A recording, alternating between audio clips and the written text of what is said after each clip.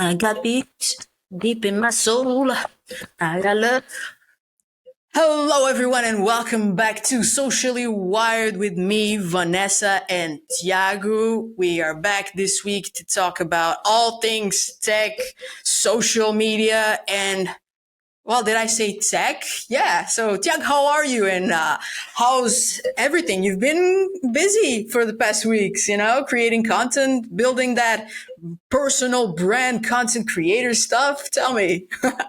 Indeed, yeah, it's been some busy weeks, some exploring some content making, but also some paying attention to what's happening in the tech world. And as usual, there's a lot of things happening, and we're gonna explore some of those today.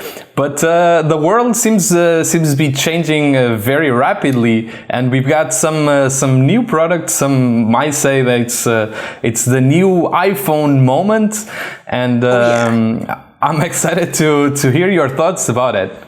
Yeah, but let's pick up from the previous episode because we talked about Nvidia and stocks going up because AI, all things AI. But this week we got to talk about AMD because things are escalating in the competition between these technologies and these brands. What is going on? Indeed, in the last episode, we were talking about Nvidia as if they are literally the last cookie in the pack. So we are seeing now AMD, so their main competitor, actually bringing a GPU that they claim to be better and faster than the competitor from Nvidia. Now we need to mention that these processors, these GPUs, are made specifically for busy environments. That's not for personal use, and they are focused for AI processing. But they claim to have something better and faster than Nvidia, so we can see the competition here gaining some traction, which is again good for everyone to push the boundaries. Yeah, but is it really better, or is this just AI pushing the envelope and brands just taking it as marketing happening? And is it really, because we don't have yet the product in the market right now? Indeed, I mean, this is based on what they show to the world. Obviously, these presentations, they always have like some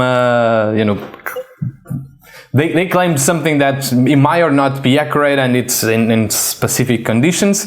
But what we know is that they are working together with some companies to actually, and I think with Aging, I can remember the name of the platform, but it's a platform to use AI tools essentially, and they are working with them to actually match the capabilities of these GPUs to use in AI, which is very exciting, and that's something that Nvidia is not doing. So I think some of these claims might be related with that, with the efficiency on using these GPUs into specific AI tasks. Okay. Exciting times, and to see all these brands competing with themselves to see who has the biggest AI. Interesting times, indeed. Okay, so we need to talk about deepfake because this is going out of control right now. We all saw the Pope gangsta style pictures, photos, AI generated, of course, from a couple months ago. But now we have Trump having deepfake photographs going around the internet, right? Again, yes, indeed. And I'm sure that's not going to be the only time we see it. And I think the most important part here is that this is happening more and more, and it's harder and harder to understand if they are actually real or deepfakes. And we are approaching the presidential elections in the US in 2024, and that brings us to a moment where news flow very quickly, and that'll be very hard to actually distinguish what's real or not. So I think what we are seeing, it's more and more of these AI generative images for the wrong reasons, and that's something that governments and all have been afraid to see, and that's now happening. So what do you think? Like, I think a few years ago we've seen something, actually Trump winning the elections based on the use of social and data. Do you think that there can be some correlation with that? Well, it's definitely it can be a problem because we all remember back in 2016 when Trump was first elected. We had the Cambridge Analytica stuff. Our private data was being sold to companies that would use it to advertise political propaganda, and Trump used it on his campaigns. And it was powered by the Russians. It's a whole story behind that.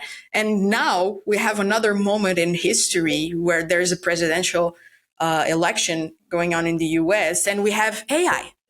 So what does that mean?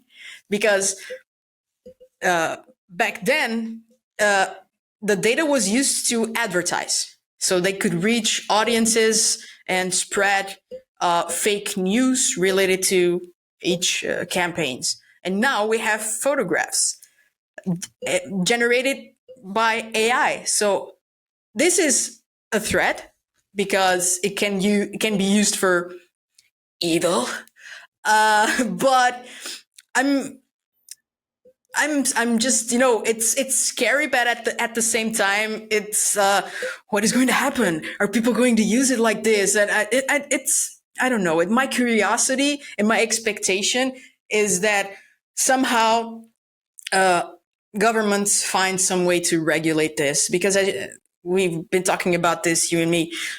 We need stricter regulations, and the European Union is really concerned about these kinds of issues and privacy and data and all that stuff. And now they are focusing on regulating artificial intelligence. So we definitely need to take some steps in regulating artificial intelligence for these deepfakes to be detected, because it's still really hard to do it right now. And we need some kind of, when we receive an AI generated image, that we look at it and we say, wow, this is that guy doing that. And we need some kind of pop-up, like on Twitter, that says, well, be careful, because this image is AI generated. It's a deep fake. It's something. So we are informed about it, but I guess that's still not possible right now. Exactly. I think it's a bit of technology, it's regulation, but it's mostly like, I think if we are flagged, Twitter is a great example, because news flow first on Twitter, because it's so fast and so easy to share something and get it spread. So the need and the urgent need of having a flag in case the image is AI generated, I think that's the most important thing. I think right now what we need to understand is that it requires some human interaction to actually understand that, or if we can automate that. And I think here it's always hard to find a way to prevent that. And I think here speed, that's the most important thing. How can we avoid fake news in colors, in photos, to be spread right away? So I think that's the biggest focus that we need to have right now to help to not spread misinformation. Yeah, because we know that when it comes to text generation, AI, we can figure it out. The technology is already here, that there's ways around it, but we can say that this text was created by an artificial intelligence. But with images, it's not. Well, if the technology is there, it's not accessible for us. Indeed, indeed. I think the biggest, I think a big threat that I can see is like actually using some of the the big data kind of thing that we've seen 80 years ago. So if there's some fake news being targeted to the right or wrong group, and you actually you put some money behind it, I think you can easily spread it like fire, and polarizing opinions, and that's the biggest threat. I think on Twitter people are used to see it, kind of like doubt at first. First you wonder if that's actually true or not. But on other platforms like Facebook, for instance, like you're not used to see that. You're not used to confront if it's fake news or not.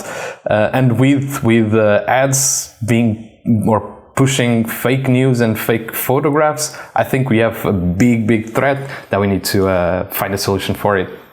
Well, and it's also, a threat to our own mental capacities, because we were talking before this that, well, a politician discussing some topic on parliament and picks up a deep fake photo of somebody else and says, but you were here, you were doing this with this person, and the other guy just goes and, was I? Did I?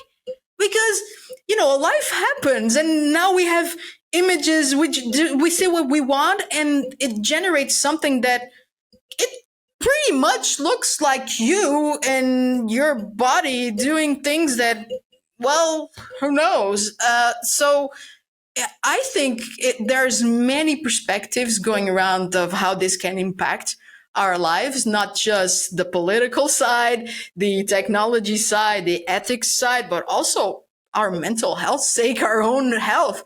So I'm really eager to see, especially the EU bringing up some legislation about this, because I think things need to be regulated from a starting point, because we have like templates for it.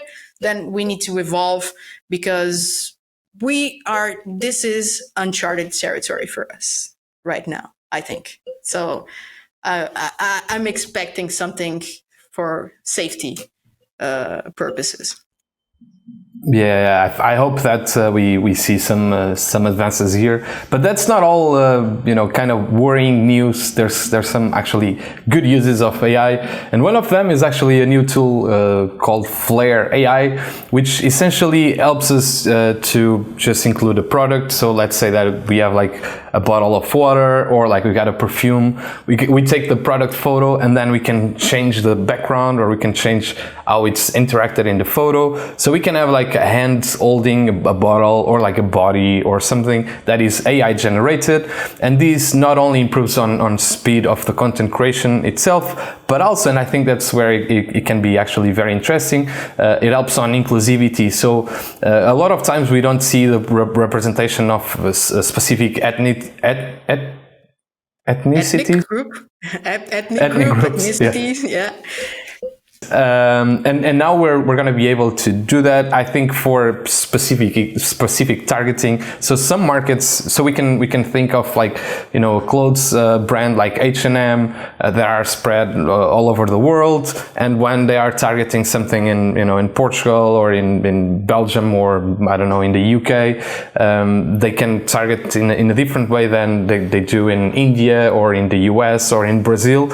And I think these changing or using tools to help with product photography would very much help on having a bit more representativity and inclusivity in socials and online shops. Yeah, no doubt, and even as people having greater experiences with brands, because we have this issue especially when we have something ordered online, when we, like a t-shirt or a pair of pants, we order it online, it comes here, and then it does not fit well. It doesn't go well with your body shape or your body type or whatever.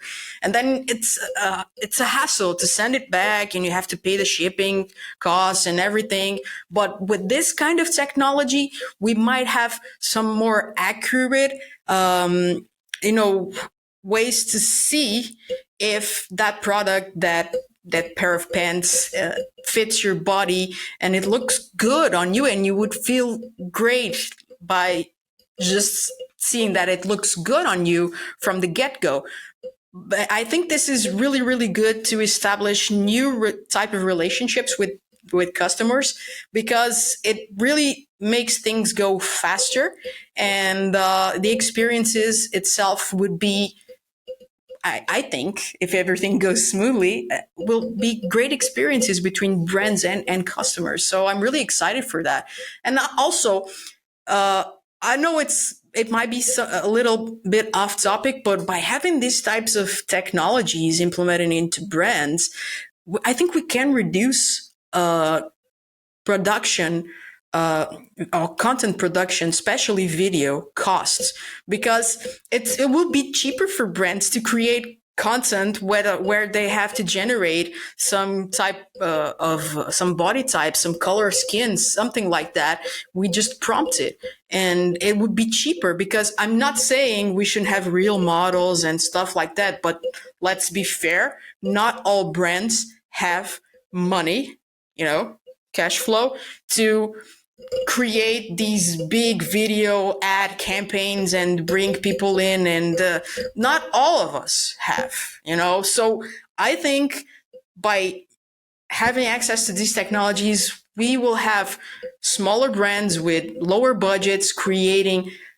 big and really cool pieces of art and creativity to be featured as their main ads on social, on TV, wherever. So I think this is a big, big win for marketing and for advertising, for brands right now. So let's bring it on.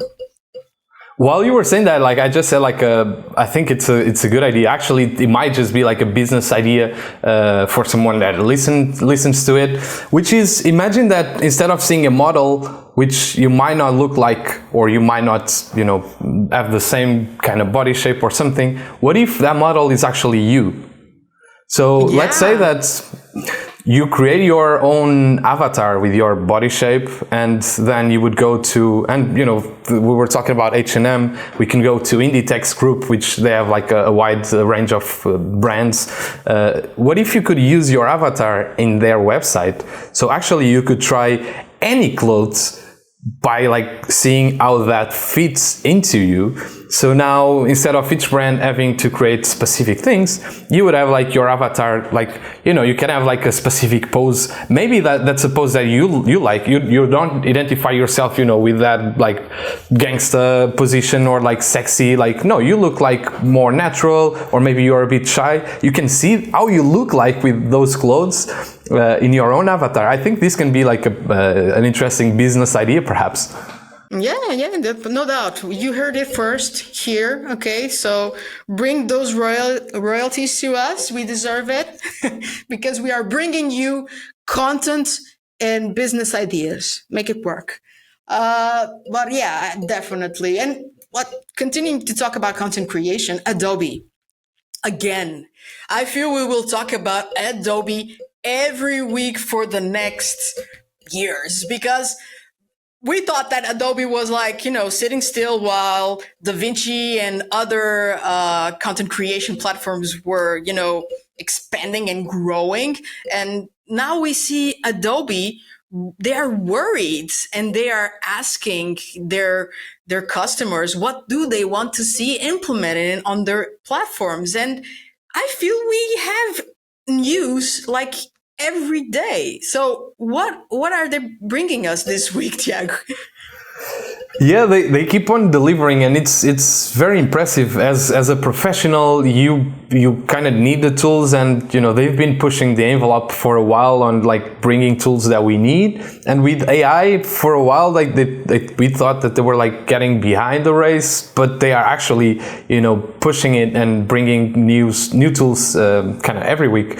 Now they just bring this recolor tool, which essentially enables you on Illustrator to shift the colors of your illustration with a prompt, with a text prompt. So let's say that you have an illustration of a penguin in, I don't know, in Antarctica, but then you want to bring it to the beach, or you want some more like warmer tones, and you can type that and Illustrator will change the colors of your illustration. And these obviously can apply to maybe penguin in the beach doesn't sound very natural, but you can do this to any illustration, any kind of thing. And this is very interesting. And not only it's available on Illustrator, which is a tool for professionals, but also we can now find it on Adobe Express, which is some sort of Canva-like tool that they are integrating the Firefly, so the AI tools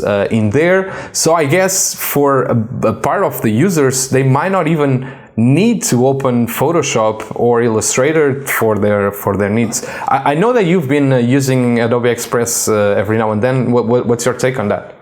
Yeah, I used it to do a little makeover on my YouTube channel, create a new banner for the channel, and I've been using it to generate backgrounds for my YouTube thumbnails and stuff like that. So it's been a really good experience so far, and I'm really curious to see how other platforms will respond to this. Like Canva and other stuff.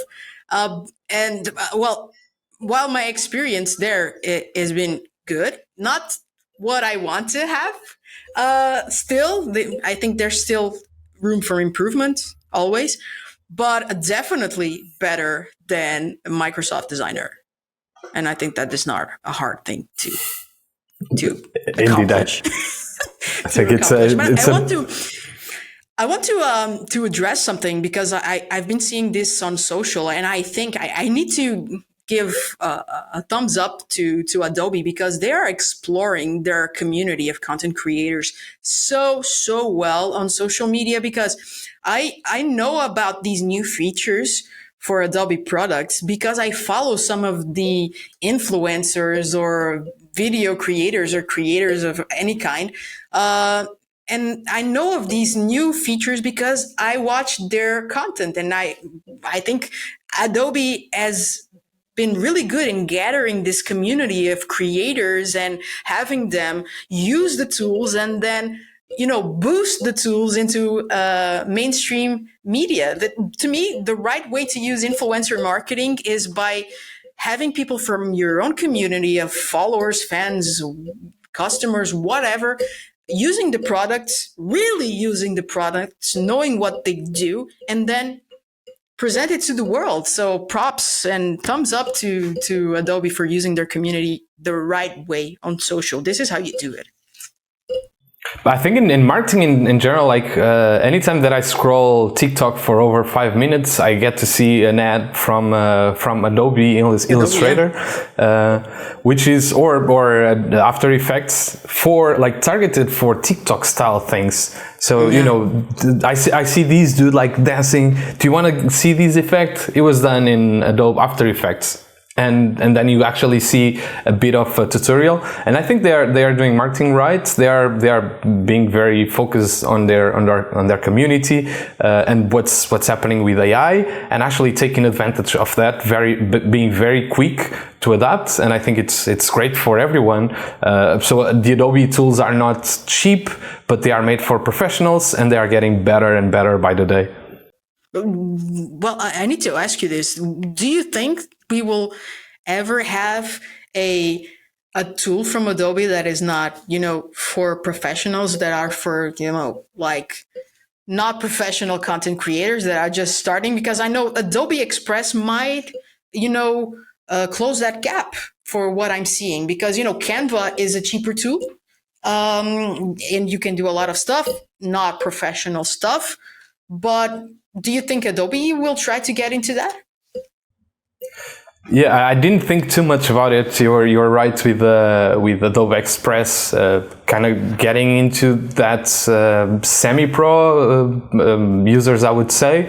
And also, for instance, for video, you see Premiere Rush, which I didn't use it. I don't think it's user friendly. I think there are much better solutions even on your phone than Premiere Rush, but that was meant to close the gap with that, which is if you want to edit a video like much quicker and you just want to make some small edits, then you go with Premiere Rush and you don't need to go to the monster of Premiere Pro. Although I think with that, using Premiere Pro for a while, just to start a project, for instance, sometimes it takes 5 minutes just to create a folder, and you have to have the name, and then you have to import, bring back the old times of Premiere. When you would just start a new project and you start a project, you don't need to open all those folders. And I think with Premiere Rush, it kind of defeats the purpose, because it actually has the same start screen, which doesn't help on getting quick. Sometimes I need to do a quick edit, and on my phone I just open Splice or InShot and I can get that edit very, very fast. I wish I could do the same on the computer sometimes, and I don't think that there's that yet, but for sure I think there's room for it. Perhaps the subscription needs to be on a different tier, so it's not, you don't have the pro features, but they also have different packs already where you can choose just photography or just video or some software. So I'm sure there's room to do that, and perhaps that's a great idea. Yeah, let's see, because 3 weeks have passed and we still don't have Bard. 3 weeks since we last talked about this. What the hell? It's crazy, and the thing is, Google is bringing more AI into their tools, and I just want to use it. So I think now they just be the last thing we see from Google. We will see all the other tools from the Google Workspace and whatnot be integrated with AI. But Bard will be the last thing they release for us. I feel we were left behind. We were left behind. But even some of the other tools,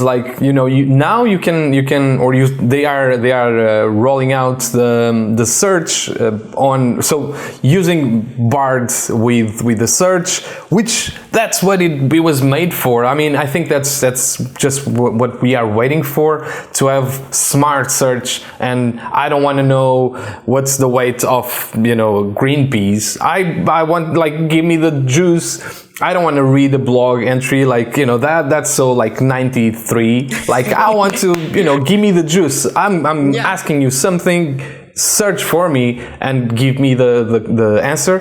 That will soon be able to do with the integration of Bard into the Google search, but also Google Docs and all the productivity suites from Google, like Slides, even Sheets perhaps. You can now prompt stuff. So you would say, let's say that you have to do a work for school about Mozart and the influence of Mozart in the music industry, and you go I want to write a text about the influence of Mozart in the music industry, and it spits a text, and you're okay, I want it longer, expand, and you get a bigger text. Make it beautiful into bullet points or something like that. That can happen, and that's already here.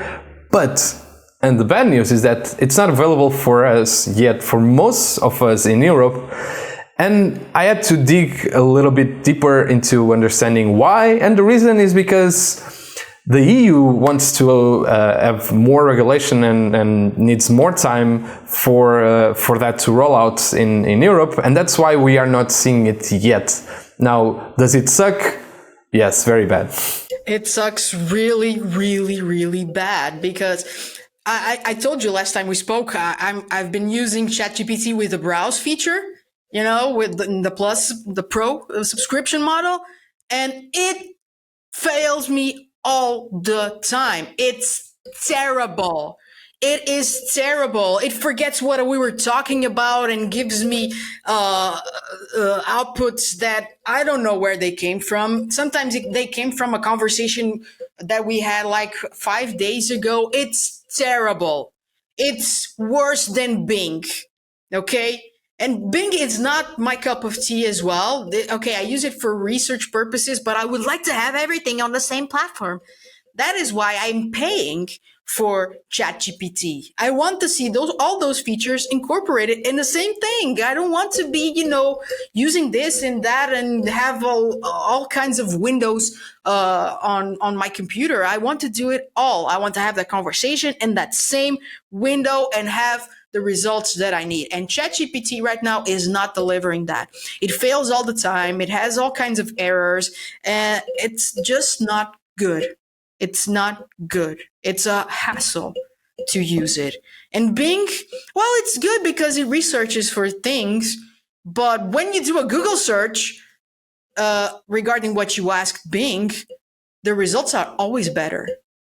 Always better, sources of information. Always better. So please, Google, bring Bart to us. I need this in my life right now. I really do.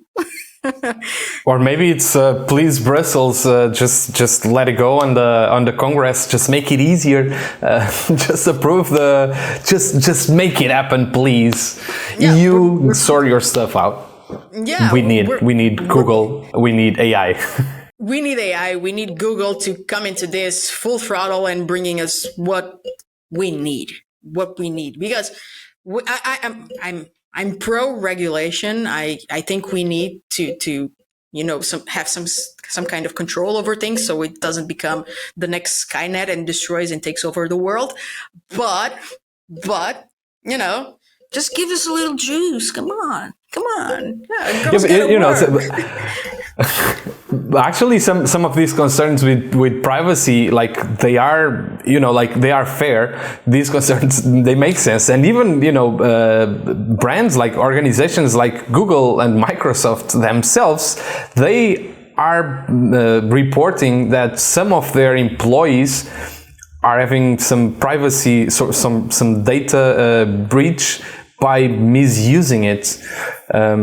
So just the fact that they are using data that they shouldn't be inputting it to ChatGPT or their AI tools means that there might be humans on the other side that are accessing this information, which in an internal world, it might be you don't want that, but you can manage, because in theory everyone in the company have the same interests. But this might be happening to any of our data on ChatGPT, for instance. So these concerns are, they make sense. We want to use it, as soon as possible. But there are some fundamentals in these concerns. So, it might take some time. Yeah. It might take some time. Well, don't take too long. Okay. It's we need this to happen fast. But let me tell you. And go ahead. No, you go first, or otherwise I'll just grab these. You were talking about fast, and when we talk about fast, I think about cars, perhaps, and talking about cars and the integration of ChatGPT into the car universe. So Mercedes-Benz, they just introduced ChatGPT and integrated that into their voice assistant system, which is something I think we spoke about it slightly in the last episode, dreaming about what we can do with a nice voice assistant, and perhaps Mercedes-Benz is having that right now. Yeah, that we were talking about this before, because I wished, well, regarding still Bard and Google Assistant, I'm craving for the moment where I can have a legit conversation with my Google Assistant as I do with ChatGPT. I want to have a conversational tone, ask questions and get answers and just talk, and not just have Google Assistant make mistakes and sing me happy birthday all the time when it's confused or something. So Mercedes introducing this to us and having the possibility to have this conversational style of relationship with ChatGPT kind of stuff, it's awesome because we can have all kinds of experiences and have it help us in all sorts of ways, like book stuff for us, like restaurants, hotels, and giving us the directions so the car will drive itself or we will drive ourselves using the GPS to go to places. So I think this is real, not revolutionary because the revolution is already here. Deal with it. But I think this might be the next step we need for personal assistants or home assistants to have this kind of technology integrated into them, because I feel lonely. I need to have a conversation with my Google Assistant. Well, I'm tired of talking to ChatGPT using text. I'm a conversational kind of person. So Mercedes, bring it to my table now by 12. I think it's, we talk about like smart homes and, smart this and that, but they haven't been very smart. And I think what we needed is actually, some conversational, some human level interaction, which I feel that through text we've been reaching that with ChatGPT. Obviously not perfectly, but much better than anything that we had before. So now it's not about like being revolutionary, but rather just use the technology in the way that we all want to make our lives easier. And I would love to be driving to Lisbon, and I don't know what's on my plans for this afternoon because I don't have plans. So I would just ask ChatGPT, just give me like 3 suggestions of what to do this afternoon because it's sunny, so I want to go outside. And I'd be like, bam, bam, bam. And I'm still driving there. It's still half an hour to go. And, through voice, I don't even need to search anything. It will just give me suggestions based on whatever I choose. And I think that's what we actually want. And that's when, cars become smart cars. And I think that everything that we'll be touching technology-wise will be smart through this, conversational interaction. Yeah, no doubt. And frictionless, because right now we need to, just have some kind of technology in our hands or in our faces to get the ball rolling. So talking about faces, Apple's WDCC just introduced something that might be, as many people have been calling it, the new iPhone, or the new type of iPhone technology that will, or people think it might, revolutionize our interaction with technology. So, hello, Apple Vision Pro. What is that up? I think I'm on that boat. I'm one of those people that believe that this is the new iPhone. And I remember when I seen the first iPhone, I think there wasn't internet. I think there was no data, which was like ridiculous. Like, what do you mean you have like a smartphone, an actual good smartphone, but you can only surf the web while you're at home, or like while you're at Wi-Fi? Like that seems like nonsense. And they fixed it like a few months after. And I think there was like no MMS, like there were like some basic limitations on the first versions. And by the time that we moved to the 3GS, I think that was the name, and iPhone 4 and iPhone 5, we started to get like these things better and better.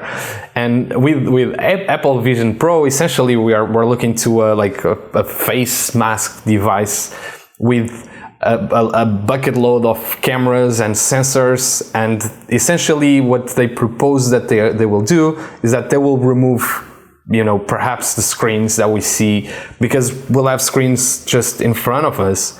We don't need a remote like the VR headsets that we've been seeing until now, that we need a couple remotes, like Nintendo Wii style. no, instead of that, we can use our hands with gestures, which is something very Apple. But essentially, they are proposing to have something that is like intuitive, that is very well built, that's very well designed, and that will perhaps skyrocket productivity. I feel that there's plenty of options here, and we're not even seeing a fraction of what are the possibilities. Although Apple shows in a very good video what are the features, but I think here on when we think about productivity, for instance, I think it's like we're not even thinking of, like, I think when software starts to think of these possibilities, perhaps we're talking about Adobe, and what would the Adobe engineers do with this technology? That's what I'm interested to see. Yeah, and I'm also interested to see. First of all, I'm a little skeptic about it because, as you mentioned, when the iPhone was introduced, it was really good conceptually, but the technology was still not there. And Apple, they're famous for doing this kind of things, just introducing a great concept with technology that will change our lives. And they did it with the iPhone. But I'm a little skeptic regarding the Apple Vision Pro because I truly believe the technology is still not there. These are glasses, goggles, face masks that is still kind of bulky and heavy. So you won't, it won't last too long on your face because you will get tired.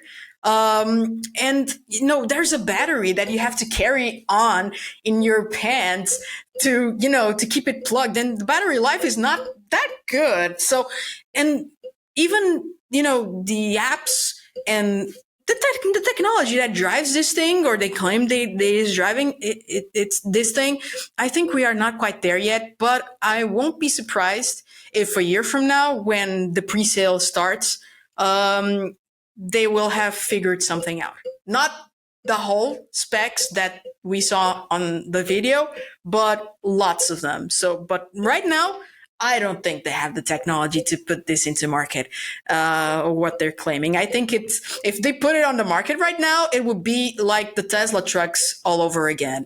People had the pre-sale 5 years ago, but still no Tesla trucks. Although Elon Musk said it will be available next year, but that was 5 years ago. So I don't think Apple and the glass doesn't break. The glass doesn't break. Yeah, sure. And I don't think Apple is that kind of company of enterprise. So they might not be there yet. They will be. And I think they will be truthful when they get there, and they will not oversell. But from now, it's overselling, but it's still a concept. But that's my 2 cents on it. What I like about this, I mean, I think it's the concept. It's introducing a product that we didn't know that we needed, but we feel like that we do. And obviously, I feel that there's a massive hype right now. But also, like I'm as I said before, I'm very excited about the possibilities. But I think also before Apple release actually to the market, because they didn't give a specific time frame. That's very pricey right now. And what I think it's happening already is like, Xiaomi, Huawei, like, other brands are like, oh, okay, well, we might have, 20, 30 engineers here that can, start thinking R&D, or like half R&D, like, can we develop our own product? I think I haven't seen anyone talking about it, and I think that's a consequence, like a natural consequence of what's happening. And these Chinese brands, they are quick, they are fast. They want to provide ways to offer a product that is like perhaps comparable, like on quality.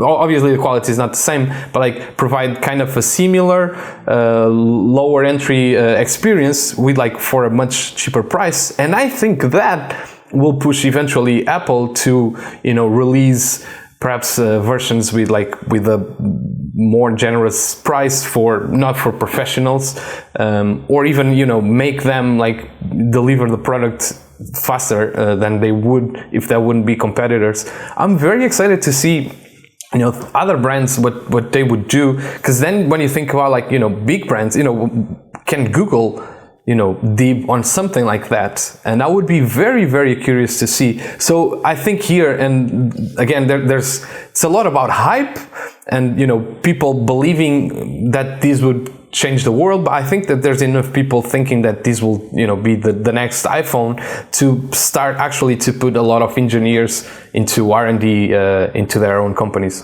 Yeah, and I know I feel that this product, this technology might be good even for other companies like Facebook, because they've been selling the metaverse for the past 3 years, and we are still not living in this metaverse, not the way they wanted us to be there. And I think products like this could be are entering on the metaverse, like we see in movies like the Ready Player One, the movies and book series.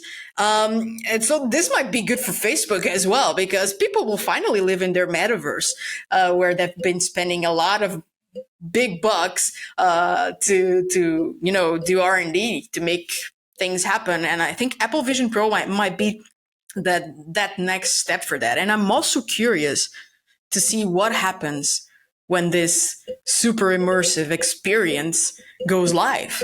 What will be like to be on social media on these platforms? What will be like to have experiences with brands and other things going on like this? Is it the end of entertainment? Are we not going to buy any more TVs? Are we not going to the movies? Or I don't know. Will we ever leave our homes once we have a face mask like that?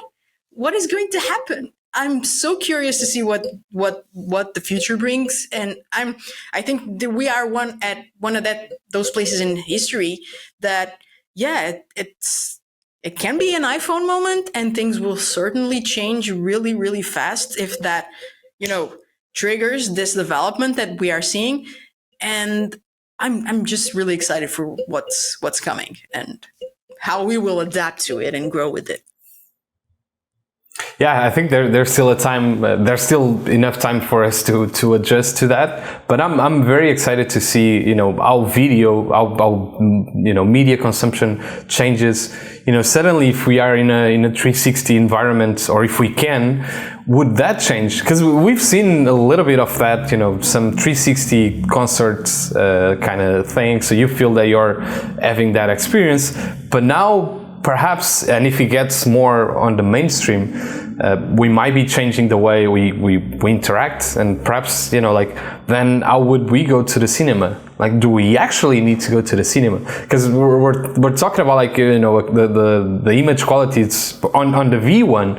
What they claim is it's very, very sharp, very, very detailed screens in front of our eyes, which perhaps it's even better than when we go to the cinema and there's a tall person in front of us, or we don't see perfectly in the front, or the sound might not be perfect. So here, another thing that they mention is the experiences. So you're going to a NBA kind of match, and instead of actually paying hundreds of euros or hundreds of dollars to be in somewhere in the stadium, you could be in the front row, and you have that experience that money can't pay. Literally, you could not afford likely the front row seats, but now you can have it. Or, and I've heard that I'm taking it from someone else, on a baseball match, for instance, instead of being in the normal seats, you can now be seated next to the player.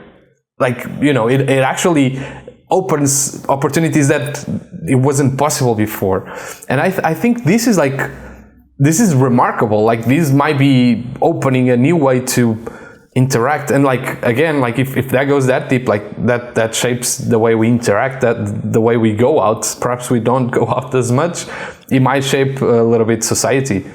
Yeah, definitely, because I think we will have more choices to make. I don't think cinema will end, or other types of experiences, but now you will have the choice, like you were talking about the basketball match or baseball match. And I'm here in Portugal, but if I want to watch a football match on the stadium, I could I could pay for that experience, pay less to be on a front row, but still be there. And those tickets could be sold to everybody around the world. Then we would still have some kind of experience. It would always be different from the real world live experience. And people will still want to have that experience because it's natural.